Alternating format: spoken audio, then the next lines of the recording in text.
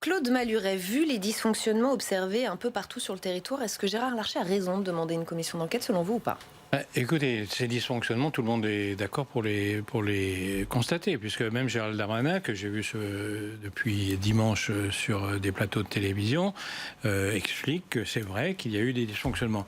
Donc à partir du moment où il y a eu ces dysfonctionnements, chercher à comprendre ce qui s'est passé, ça me paraît parfaitement normal. Et c'est d'ailleurs la raison pour laquelle le ministre de l'Intérieur sera demain matin devant la commission des lois. Maintenant,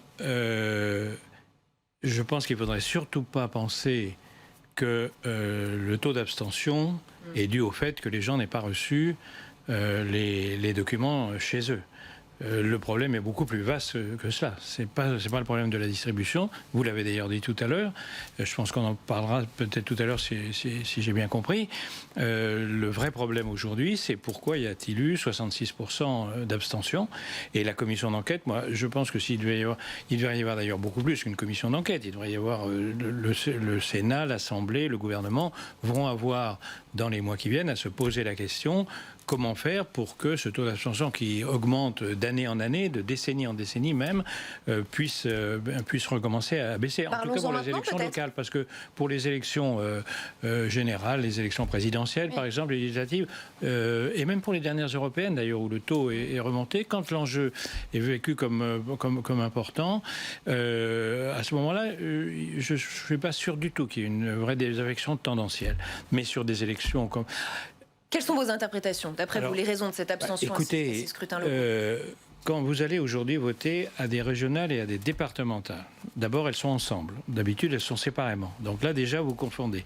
Vous confondez en deuxième lieu parce que les régionales se présentent avec des listes départementales. Donc vous avez des listes départementales sur des régionales en même temps que des élections départementales. C'est illisible. Les deux modes de scrutin sont complètement différents. Celui des régionales est particulièrement pervers. Proportionnel avec une prime majoritaire où vous pouvez fusionner les listes entre les deux tours au-delà du 10%, et même celles qui ont 5% et qui ne peuvent pas se représenter au deuxième tour peuvent avoir des... Si certains avaient envie de voter au deuxième tour, là ils n'ont plus envie. Voilà, donc troisièmement, la répartition des compétences. Chaque président, chaque quinquennat, rappelez-vous, la loi MAPTAM, la loi NOTRe, etc. À chaque fois, on répartit les compétences différemment des régions, des départements, des collectivités locales. Donc, demandez à n'importe quel citoyen sur le trottoir quelle est la compétence de la région. Comment voulez-vous que dans ces conditions, que vous ayez une motivation extrêmement importante? Donc, les présidentielles, on sait ce que c'est. Il y a le président, il y a des candidats, c'est clair. Les régionales et les départementales, surtout mises en même temps, eh ben, vous avez une confusion terrible. Donc, ça ne facilite pas les choses. Ensuite, il y a d'autres problèmes. Le problème, aujourd'hui, tout le monde a un smartphone. Tout le monde commande son repas par un clic, etc. Et pour faire une procuration pour les élections régionales ou départementales, ou n'importe lesquelles d'ailleurs, vous êtes obligé d'aller au commissariat ou à l'agence. Enfin, c'est un système qui ne correspond plus à ce qui se fait aujourd'hui. Moi, je pense que dans 10 ans, tout le monde votera avec son smartphone ou avec son ordinateur, à condition qu'on ait trouvé le moyen que Poutine ne vienne pas foutre des logiciels espions dedans et fausse les élections comme on l'a vu aux États-Unis ou ailleurs. Donc c'est un vrai problème, il y aura un vrai problème. Mais dans 10 ans, on ne va plus continuer à faire ce qu'on fait aujourd'hui. On va continuer de parler de ces régionales peut-être sur un plan plus politique avec nos chroniqueurs. C'est l'heure du club.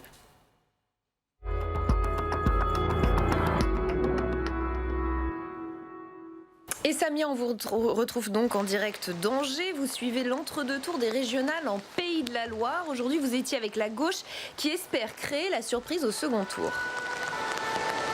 Oui Rebecca, parce qu'ici la gauche elle a vraiment rassemblé ses forces en vue de ce second tour.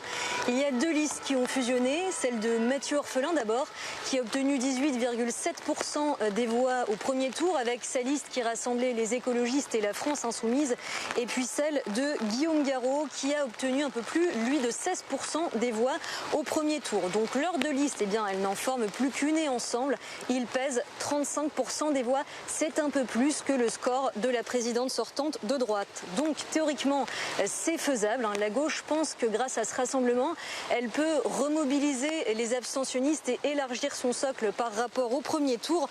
C'est ce que croit en tout cas Mathieu Orphelin, qui est donc la tête de liste de cette union de la gauche. Il était ce matin devant la gare d'Angers pour tracter. On l'écoute. Les gens, ils ont envie d'un espoir. Ils ont envie que l'écologie et la gauche, elles se réinventent ici. Vous l'avez vu encore ce matin, beaucoup de gens m'ont dit ce que vous avez fait là, on veut qu'après ce soit fait en 2022. C'est le laboratoire ici, les Pays de la Loire. On a ce vent d'optimisme, on va gagner, ça va être très court la victoire. Ça va être très court, peut-être 1000, 2000 voix. On va gagner et je crois que c'est un scrutin local. Nous on a fait un programme 100% local, mais ça pourra donner des enseignements pour la suite. Il compte sur 1000 ou 2000 voix d'avance, c'est quand même très serré, non ? Oui Rebecca, c'est en effet un duel très serré qui va se jouer ici entre la gauche et la candidate de droite Christelle Morancé qui est aussi la présidente sortante au premier tour. Elle a obtenu 34,2% des voix. C'est juste en dessous des 35% de la gauche. La gauche d'ailleurs qui la présente vraiment comme la candidate de la droite dure. Christelle Morancé, c'est une proche de Bruno Retailleau, le patron des sénateurs de droite. D'ailleurs c'est lui qui lui a donné les clés de la région Pays de la Loire en 2017, puisqu'à cette date, elle lui a succédé à la tête de la région. Et lui-même, Bruno Retailleau, avait ravi cette région à la gauche en 2015. Tout à fait Rebecca, et c'est d'ailleurs pour ça que la gauche rêve précisément de reprendre les Pays de la Loire à la droite pour une victoire symbolique. Sauf que en fait, aucun de ces deux camps ne dispose d'un vrai réservoir de voix pour faire la différence au deuxième tour, puisqu'il faut quand même compter avec deux autres candidats qui se maintiennent aussi. Il y a François de Rugy, ancien ministre, ancien président de l'Assemblée nationale, qui défend les couleurs de la République en marche. Au premier tour, il est arrivé 4e avec un peu moins de 12% des voix et il se maintient en espérant cette fois repasser devant le candidat du Rassemblement national, Hervé Juvin, qui lui est arrivé 3e mais avec seulement un peu moins d'un point d'avance devant François de Rugy. Donc ces deux candidats-là aussi sont au coude à coude, mais loin derrière la droite et la gauche. C'est vraiment entre ces deux camps qu'un match très serré va se jouer ici au soir du second tour. Claude Maluret, au-delà de cet exemple précis des Pays de la Loire, c'est vrai que ce qui est frappant à l'issue de ce premier tour, c'est cette opposition, ce retour de cette opposition droite-gauche. Ça vous a frappé, vous aussi? Comment vous les analysez d'ailleurs, ces résultats de premier tour? Non, moi je ne l'analyse pas comme ça. C'est pas la droite ou la gauche qui a gagné, ce sont les sortants. Et d'ailleurs, je suis frappé qu'il y ait une surprise de cela, parce que ce qui s'est passé, c'est exactement ce qui s'est passé au municipal. Et on l'a vu comme ça. Avec un taux d'abstention pratiquement identique. Là, il y avait des raisons encore supplémentaires. On était en plein milieu du confinement et du déconfinement, mais un taux d'abstention identique et une crise. Et même si ça va mieux aujourd'hui, on est toujours dans la crise, une crise qui favorise le besoin de stabilité des électeurs, qui votent pour les gens qu'ils connaissent et par conséquent qui ont voté, regardez au municipal, la plupart des maires ont été élus avec 70-75% des voix au premier tour. Chez moi, à Vichy, mon successeur a été élu avec 75% des voix au premier tour.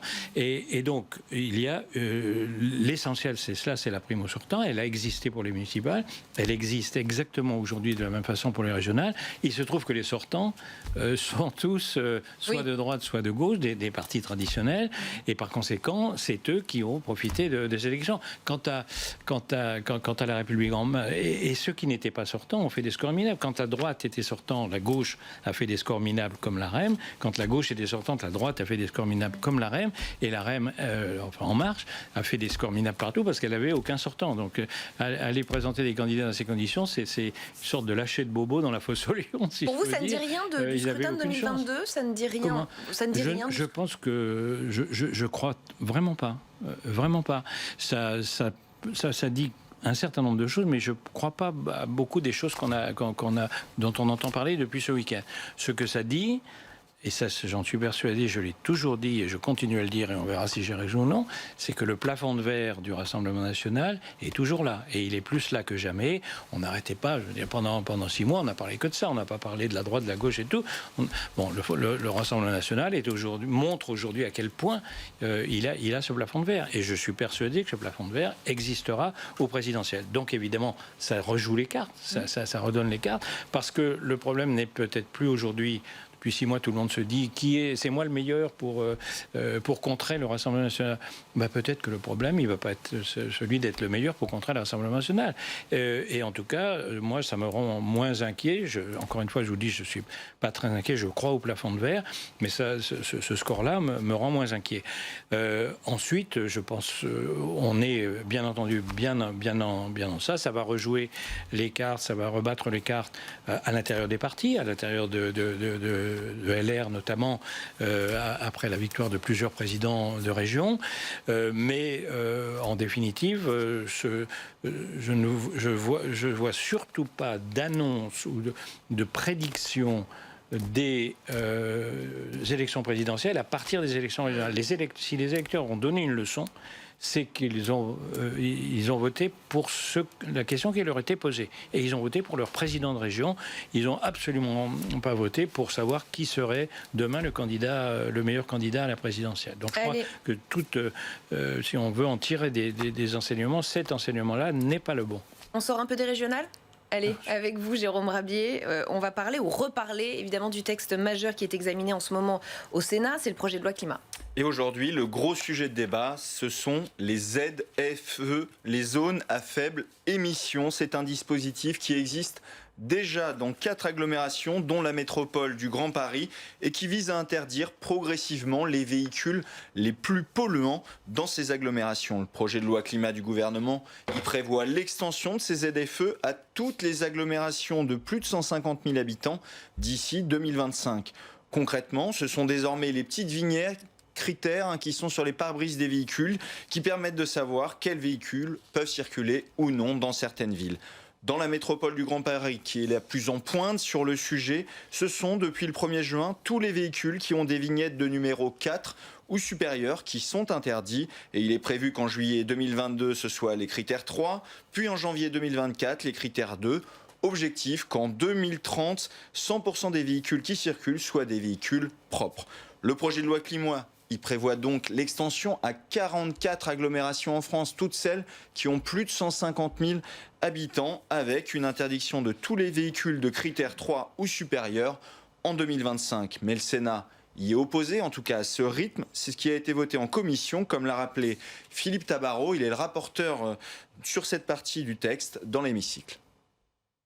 Mise en place qui passe par des restrictions de circulation des catégories de véhicules les plus polluants est susceptible de générer de l'incompréhension, si ce n'est des crispations chez nos concitoyens. La réussite des ZFE repose donc sur leur acceptabilité et sur l'accompagnement des publics concernés, qu'ils habitent ou travaillent au sein d'une ZFE. La Commission a donc proposé plusieurs évolutions. Allonger le calendrier proposé pour définir un objectif réaliste de fin de circulation des véhicules avec une vignette critère 3 en 2030 dans ces ZFE, là où le texte proposait 2025. La majorité de droite et du centre propose donc 5 années supplémentaires pour étendre ces interdictions de circulation.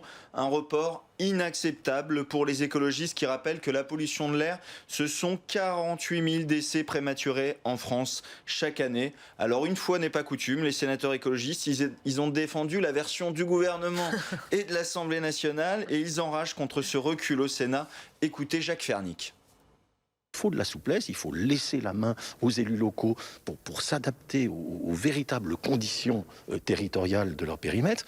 Mais entre la souplesse et le laxisme et la procrastination permanente, passez-moi l'expression, il y a quand même une différence. 5 ans de délai pour arriver à éliminer les véhicules les plus polluants en travaillant à des solutions alternatives, à de vraies solutions pour que le droit de chacun à se déplacer soit maintenu, 5 ans de délai, ça signifie en gros qu'on est tranquille pour tout ce mandat municipal et que c'est les prochains, après nous le déluge, qui s'en occuperont.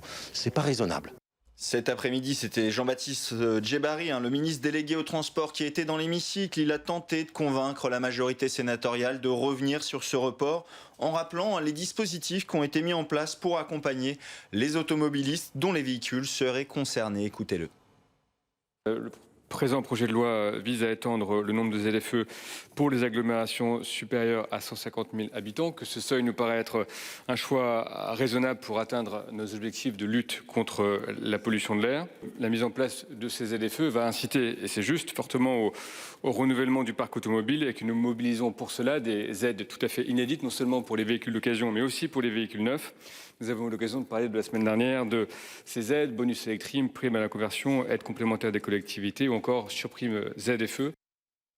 Encore davantage inciter les automobilistes, le Sénat a voté la création d'un prêt à taux zéro mobilité, mais le gouvernement n'en veut pas. Ce sujet des zones à faible émission, il est potentiellement explosif. 40 millions d'automobilistes prévient que selon eux, ces ZFE vont provoquer des gilets jaunes puissance 10. On se rappelle les bonnets rouges avec l'écotaxe et les gilets jaunes avec la taxe carbone.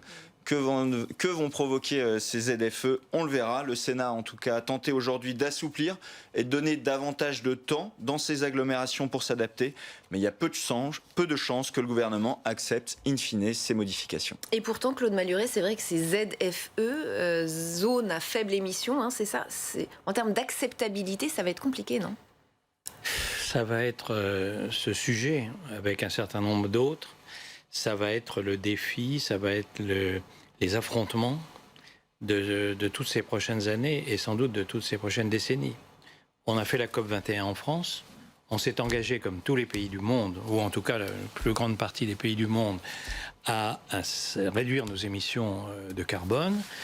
Le réchauffement climatique est la grande cause des années et des décennies qui viennent, et elle va être effroyablement difficile parce qu'elle remet en cause un certain nombre de nos habitudes, et en plus elle est source, si on y prend garde, d'injustice sociale et là on est exactement, vous venez de l'expliquer, dans ce sujet-là.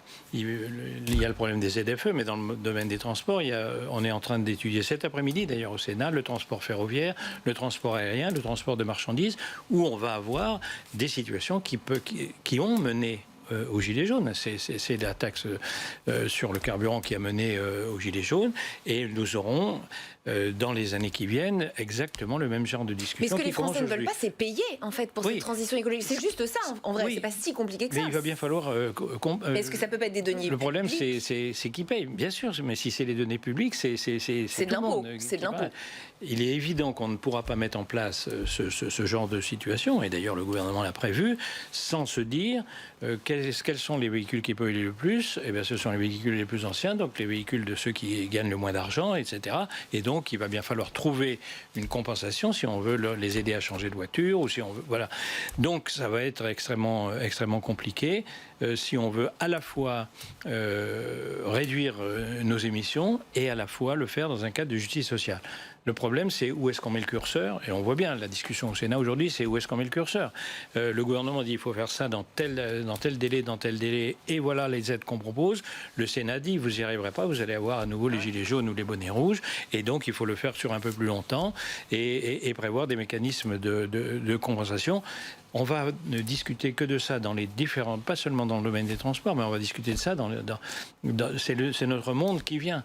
Je ne pense pas que ce monde sera particulièrement épouvantable ou quoi que ce soit, mais chaque période a ses problèmes, chaque époque a ses problèmes, et c'est un des principaux problèmes qu'on aura à traiter dans les années qui viennent. Donc ces discussions sont utiles, je ne pense pas qu'il faille les voir sous le cadre de l'affrontement, d'ailleurs vous le voyez, ces discussions sont assez sereines, mais chacun va devoir donner son opinion. Audrey, je vais me tourner vers vous. Point d'étape au Parlement sur la loi de programmation militaire 2019-2025. Alors, son budget devait être réactualisé et finalement, ce ne sera pas le cas. Et pourtant, c'est inscrit noir sur blanc dans l'article 7 de cette loi à mi-chemin. Donc cette année, il doit y avoir un point d'étape législatif, mais sans qu'on leur donne vraiment d'explications. Les sénateurs de la Commission des Affaires étrangères et de la Défense ont appris qu'il n'y aurait finalement qu'un débat de 2 heures et un vote pour donner leurs impressions, ce qui les énerve particulièrement, tous bords politiques confondus, car ils ont l'impression que tout se passait bien jusqu'à présent, qu'ils avaient fait confiance au gouvernement. Pour rappel, cette loi a été votée quasiment à l'unanimité au Sénat, et aujourd'hui, on les oublie. Certains disent même qu'on bafoue le Parlement. Écoutez. Le gouvernement ne respecte pas la loi, vous voyez, c'est un peu compliqué. au lendemain d'élections où tant de Français ont montré leur incompréhension vis-à-vis de la politique, ce ne sont pas des bons signes. Le Parlement doit donner son avis dans un régime où effectivement l'exécutif doit rendre compte devant le Parlement. Nous ne faisons que notre travail, celui-là même que le président de la République nous a dit de faire. Moi j'ai des citations terribles du président de la République qui dit c'est au Parlement de contrôler notre action et de faire en sorte que cette loi soit appliquée. À l'euro près, je crois même qu'il a dit, à l'euro près. Ah, vous voyez, on est loin. Et s'ils tiennent autant à donner leur avis, c'est parce que les enjeux sont importants en matière de défense. Oui, la loi de programmation militaire est étalée sur plusieurs années. Ça permet de donner de la visibilité aux entreprises et aux fabricants. Mais entre ce qui est prévu en 2019 et 2025, il peut se passer énormément de choses. Il y a déjà eu la crise du Covid et puis il y a eu des annonces du gouvernement. Il veut mettre plus d'argent dans la cyberdéfense, sur le renseignement. Il veut aussi fabriquer un porte-avions à propulsion nucléaire. Tout cela coûte énormément d'argent d'après le rapport de la Commission, parce que oui, les sénateurs ont quand même continué à travailler sur un rapport. Avec ces nouvelles dépenses, il va y avoir un trou dans le budget de 8,6 milliards d'euros. Et cet argent, il faut le trouver ailleurs. Il faut réduire ou ralentir d'autres projets. Les sénateurs qui ont l'habitude d'auditionner des membres des armées, des industriels, ne comprennent pas pourquoi le gouvernement se passe de leur expertise. Et ils ont peur que les coupes ne soient pas faites aux bons endroits par manque de connaissances. Écoutez. On va aller les ponctionner sur, par exemple, le programme de munitions, sur le programme de rénovation et de réfection des blindés dont on a vraiment besoin parce que malheureusement, on voit que ce qui se passe au Sahel en matière d'accidents meurtriers et le fait d'équipements qui explosent sur des mines artisanales, et qui font que voilà, on a vraiment besoin d'avoir des équipements aujourd'hui qui protègent nos soldats. Donc moi, ma grosse crainte, c'est que tous ces services-là, qui ne sont pas des services annexes, mais qui ne seront peut-être pas prioritaires, finalement souffrent très largement. Le débat est prévu demain entre le gouvernement et les sénateurs. Après 3 années plutôt cordiales entre la Commission de la Défense et l'exécutif, l'explication de texte promet cette fois d'être animée. D'être un peu houleux. Claude Malhuret, pourquoi se passer de l'expertise de parlementaires qui ont l'habitude dont c'est le dossier? Pourquoi le gouvernement se passe-t-il de leur expertise? D'abord, je voudrais pas... j'ai pas très envie de jeter la pierre au gouvernement. Parce que c'est la loi programmation militaire de 2018 que le gouvernement a présentée au Parlement, qui, pour la première fois depuis de nombreuses années, a permis de remonter le budget de la défense, alors que tous les gouvernements précédents l'ont fait baisser.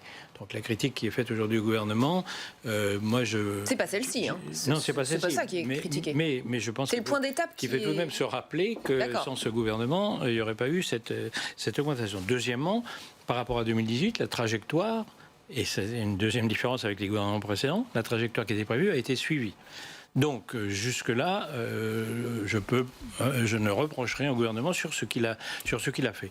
Maintenant, il est prévu qu'il y ait une loi, et effectivement, moi je préférerais qu'il y ait la discussion d'une loi. Alors que nous dit le gouvernement? Il nous dit que, et ça je peux le comprendre aussi, la crise a tout foutu en l'air. Le PNB, le PIB aujourd'hui, paradoxalement, on dit l'objectif est de 2% du PIB. Or, en 2025, la crise a tellement réduit le PIB qu'aujourd'hui, on est déjà à 2% du PIB. On pourrait à la limite se passer de loi, on est à 2%. Mais évidemment, ça n'aurait aucun sens parce qu'on est à 2% fictivement. N'empêche que le problème, c'est, et je comprends la difficulté du gouvernement, il est dans cette crise qui a réduit les ressources drastiquement. Il est à l'aube d'un plan de relance de 750 milliards, etc. Et il va falloir relancer l'ensemble de l'industrie, de la France, etc. Et il va falloir remettre les budgets en équilibre alors que leur déséquilibre. Et par conséquent, le gouvernement... en plus, tout est prévu jusqu'en 2023. Le problème porte sur 2024-2025. Donc on peut éventuellement prendre la décision plus tard. On peut la prendre, par exemple, l'an prochain. Ça ne changera pas grand-chose. Donc je comprends que le gouvernement se dise j'ai des déficits partout. Vous venez de citer les chiffres. comment est-ce qu'on va d'abord se remettre d'aplomb, comment on va faire le plan de relance, et une fois qu'on aura la visibilité sur les budgets des années futures, comment on pourra intégrer le budget des armées. Donc je pense que je suis pour ma part pas très favorable à ce que on ne refasse pas une loi, mais je reconnais que si on devait aujourd'hui discuter d'une loi, on le ferait avec une absence de vision sur les budgets généraux et sur le PIB du pays, qui fait que je comprends qu'on hésite à nous mettre dans cette situation. Une dernière question, Claude Maluret, sur cette fois la réforme de l'assurance chômage. Vous l'avez peut-être vu aujourd'hui, le Conseil d'État a suspendu les règles de calcul qui devaient entrer en vigueur là, dans quelques jours, le 1er juillet. Je cite le Conseil d'État, les incertitudes sur la situation économique ne permettent pas de mettre en place les nouvelles règles. Ce sont les syndicats qui avaient déposé un recours devant le Conseil d'État. C'est leur victoire ce soir ? Non, parce que c'est en fait ce qu'on oublie de dire. Je vois des commentaires là-dessus sur cette ordonnance du Conseil d'État. C'est un arrêt en référé, c'est-à-dire c'est pas du tout un arrêt sur le fond. Vous savez, quand vous allez au tribunal, le tribunal dit oh là là, c'est compliqué, etc. Donc on va interrompre les choses et on jugera sur le fond plus tard. Donc pour le moment, il n'y a eu aucun jugement de fond. C'est quand même un petit peu étonnant parce que normalement, si le gouvernement a été obligé de prendre un décret, c'est parce que les partenaires sociaux n'ont pas réussi à se mettre d'accord.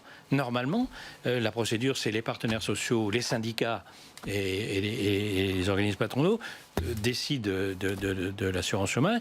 Et s'ils n'y arrivent pas, c'est prévu par la loi, le gouvernement, il faut bien fonctionner. Le gouvernement fait un décret. Donc le gouvernement a fait un premier décret qui a été jugé non satisfaisant par le Conseil d'État, donc il prévoit un deuxième décret. Et pour le moment, le Conseil d'État ne donne pas son avis sur le fond. Il dit simplement, étant donné les incertitudes, on en parlait à l'instant au sujet de la programmation militaire, donc c'est vrai, il y a des incertitudes. Il demande au gouvernement de prolonger la situation actuelle et il jugera sur le fond. Donc je ne dirais pas c'est une victoire des syndicats. Pour moi, la victoire des syndicats, ça aurait été que les partenaires sociaux se mettent d'accord pour pouvoir... alors aujourd'hui, ils ne se sont pas mis d'accord, le gouvernement prend ses responsabilités et on le traîne devant le Conseil d'État. C'est un petit peu caricatural. Sauf que les syndicats et toute la gauche disent que cette réforme va abaisser les indemnités de milliers, voire des millions de demandeurs d'emploi. Et augmenter celles d'autres. Ce qu'on oublie de dire, c'est que, comme toute réforme, ça va changer un peu les équilibres. Il y a des gens qui vont être bénéficiaires et il y a des gens qui vont être moins bénéficiaires ou déficitaires. Si le Covid, la crise Covid, la crise sociale qui va suivre la crise Covid n'aurait pas dû changer le calendrier de cette réforme C'est ce que... Je ne sais pas comment vous dire. On en parlait tout à l'heure sur la programmation entière, mais si on commence à changer tous les calendriers, c'est un petit peu compliqué. Mais de facto, c'est ce qui va se passer, puisque ça devait être mis en place le 1er juillet et que l'arrêt du Conseil d'État fait qu'il faudra plusieurs mois désormais. Donc, de toute façon, vous avez la réponse à votre question. Le Conseil d'État, si je peux dire, vous donne sa décision. Il prolonge la situation actuelle. Pas moi, personnellement. Mais un jour ou l'autre, il faudra bien prendre la décision définitive. Et là, on verra si le Conseil d'État valide ou ne valide pas le sujet sur le fond. Merci Claude Maluret d'avoir balayé tous ces sujets d'actualité avec nous pendant cette demi-heure. Merci beaucoup à nos chroniqueurs.